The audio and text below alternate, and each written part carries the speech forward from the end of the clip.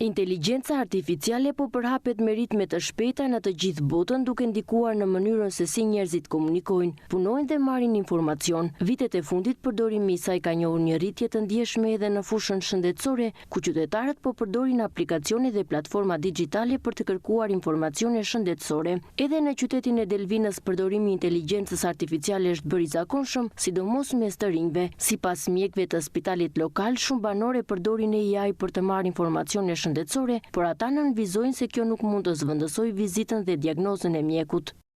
Pjesa e inteligjencës artificiale tregon diku po themi deri te 50% mund të ketë të sakta, më shumë janë informacione që mund të gjenden në internet, por çdo informacion është i filtruar. Ana e mjekut ka të bëjë me atë që vë në punë pak edhe logjikën, edhe përvojën, duke njohur pacientin vet. Pjesa e inteligjencës artificiale mund të funksionojë në shumë nivele të tjera, po te pjesa e mjekësisë më duket pak e pamundur. Dhe personalisht jam kundra përdorimit të saj. Mund të përdoret në fusha të caktuara, pjesa statistikore, mjekësore, por nga ana diagnostikuese është e pamundur. Mjekët këshillojnë qytetarët që të përdorin inteligjencën artificiale vetëm si një mjet të ndihmës dhe jo për vendime shëndetësore të rëndësishme. Edhe para se të përdorë inteligjencë artificiale kanë qenë persona kryesisht mosha e re e përdoruesve të telefonave të kompjuterave që futeshin shpesh në Google,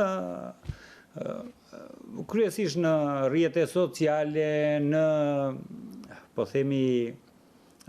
po sidomos në Google që kërkonin me dojmos të vinin një diagnozë pa paraqitur te mjeku. Këshilla ime është mos përdoret fare për pjesën e diagnozave. Në rast të parë dhe këshilla e dytë për këdo do ishte e mira është në kohën që jetojmë të paktën një ditë në javë, me pakta fare, të shkëputen komplet nga pjesa elektronike, nga telefonat, nga televizionet, çdo gjë, të paktën një ditë. Ja kushtojnë thjesht familjes asgjë më tepër.